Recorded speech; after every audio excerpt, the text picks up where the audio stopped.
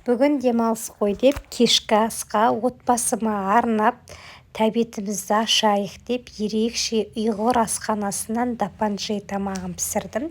Жасалу жолы да өте қарапайым екен, жасап көріңіздер.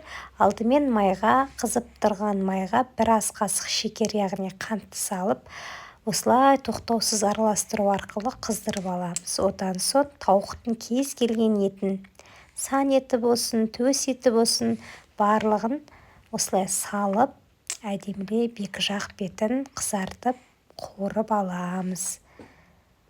Одан соң осылай араластырып отырасыздар. Мынау жаңағы қанттың салғаннан осындай әдемі болып, екі жақ беті әдемі түске енеді тауықтың еті.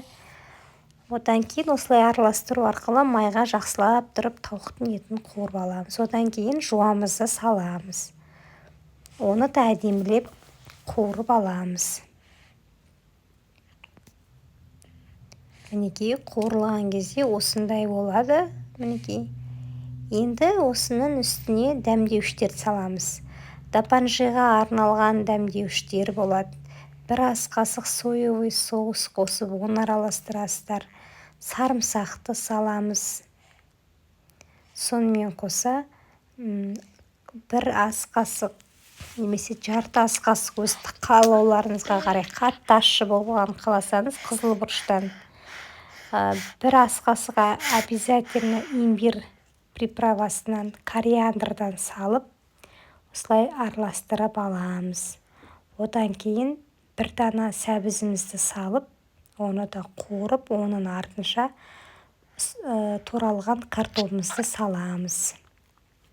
Одан кейін бір кесе су құйып, картопымызды пісіріп аламыз. Картопымыз піскен кезде ең соңынан тәтті бұрыштан, ащы бұрыштан салып, бір 8 минуттай қайнатып қуырып аласыздар. Осымен дапанжайдың салмасы дайын. Енді бөлек ыдысқа мен кемидің лағманға арналған тестасын алып, осылай пісіріп алдым суға. Тұзын салып, әдемілеп, одан кейін оны ыдысымызға саламыз. Дапанжайдың негізі ащы соус болғаны қаласаңыздар, ащы бұрыштан көбірек қосасыздар. Енді менде кішкентай балапандарым болғандықтан, қатты ащы да емес, орташа ащы қылып, осылай пісірдім. Енді дәмі керемет болып шықты. Как раз үйдегілер тұмауратып, ешқандай тамаққа тәбеті болмай жүреді. Осы тамақты әдемілеп ішіп алдық. Ас болсын. Сіздермен бірге болған Әлден Гаухар. Парақшама тіркелуді, лүпіл басуды, достарыңызбен бөлісуді ұмытпаңыздар.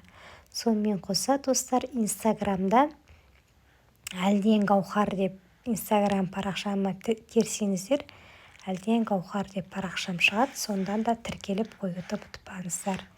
Келесі кездескенше аман есендікте болайық.